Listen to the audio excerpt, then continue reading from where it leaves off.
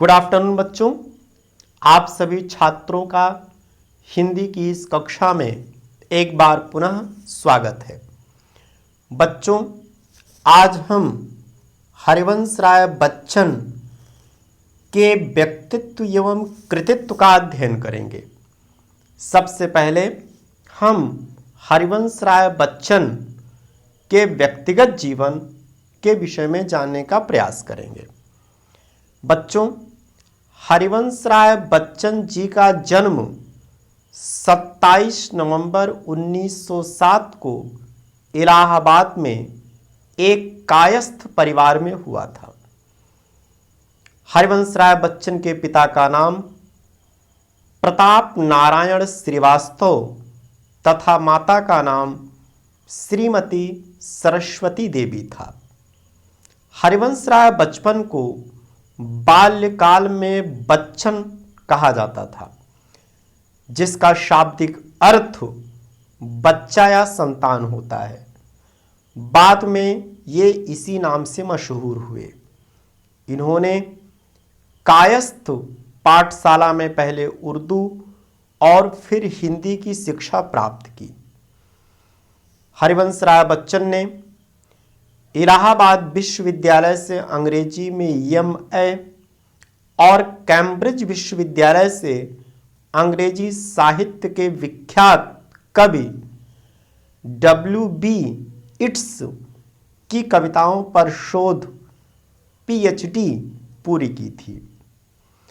1926 में उनका विवाह श्यामा बच्चन से हुआ, जो उस समय 14 वर्ष की थी, लेकिन 1936 में श्यामा की टीबी के कारण मृत्यु हो जाती है।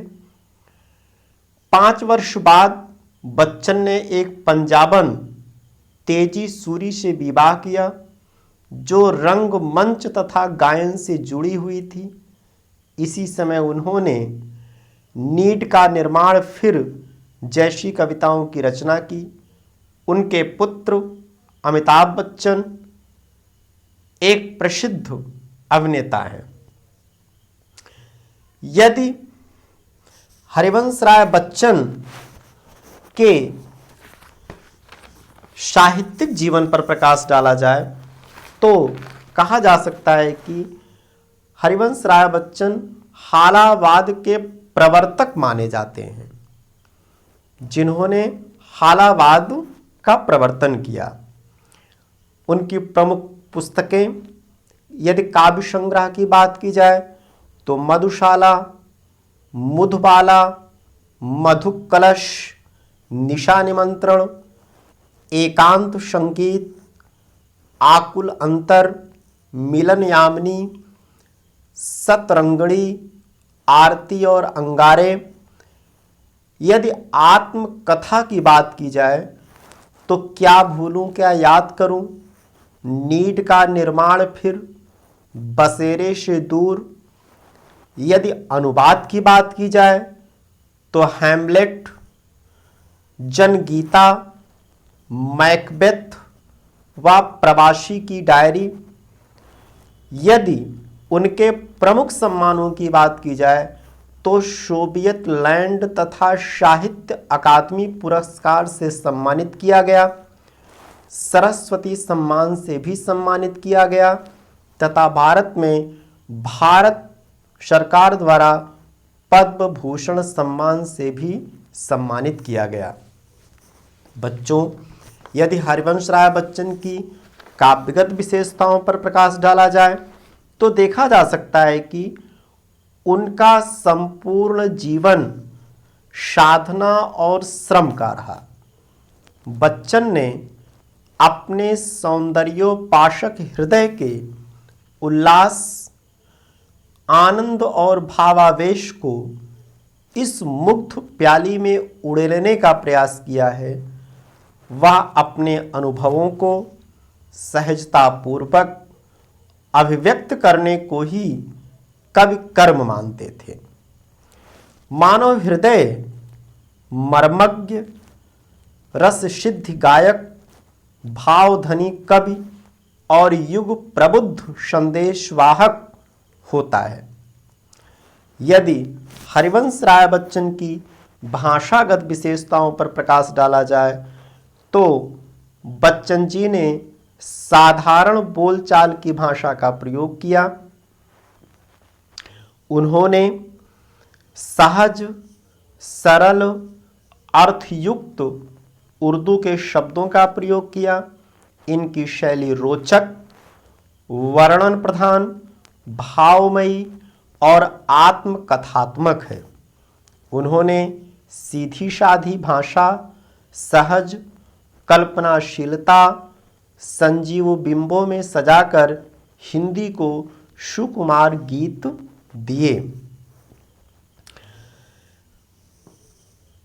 उनकी कृति दो चट्टानें हिंदी कविता के साहित्य अकादमी पुरस्कार से सम्मानित किया गया था। इसी वर्ष उन्हें सोवियत लैंड नेहरू पुरस्कार तथा एफ्रो एशियाई सम्मेलन के कमल पुरस्कार से भी सम्मानित किया गया था। 2002 के सर्दियों के महीने में उनका स्वास्थ्य बिगड़ने लगा। 2003 के जनवरी से उनको सांस लेने में दिक्कत होने लगी। कठिनाइयां बढ़ने के कारण उनकी मृत्यु 18 जनवरी 2003 में सांस की बीमारी की वजह से मुंबई में हो गई।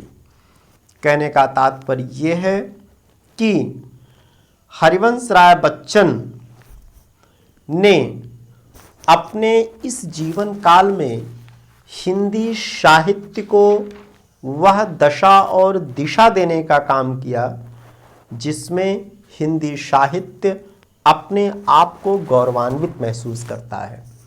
हरिवंश राय बच्चन ने अपने व्यक्तित्व के द्वारा, अपने कृतित्व के द्वारा, अपने सरल और सहज स्वभाव के द्वारा, अपनी बुद्धिमत्ता और प्रज्ञा विद्वता के द्वारा, अपनी तेजोमयी वाग विदग्धता के द्वारा समाज में लोगों को जागृत करने का काम किया और हिंदी साहित्य को उस चरम के शिखर पर पहुंचाने का कार्य किया जहां पर पहुंचकर हिंदी साहित्य स्वयं को गौरवान्वित महसूस करता है। बच्चों, हिंदी की अगली कक्षा में हम हरिवंश राय बच्चन के द्वारा लिखी गई कविता आत्म परिचय का अध्ययन करेंगे। आशा करते हैं इस विषम परिस्थितियों का सामना करते हुए, आप स्वाध्याय करते हुए, अपना और अपने पूरे परिवार का ख्याल रखते हुए स्वस्थ एवं सुरक्षित जीवन बिताएंगे। हम ईश्वर से प्रार्थना करते हैं। हम आपके उज्जवल भविष्य की कामना करते हैं। धन्यवाद।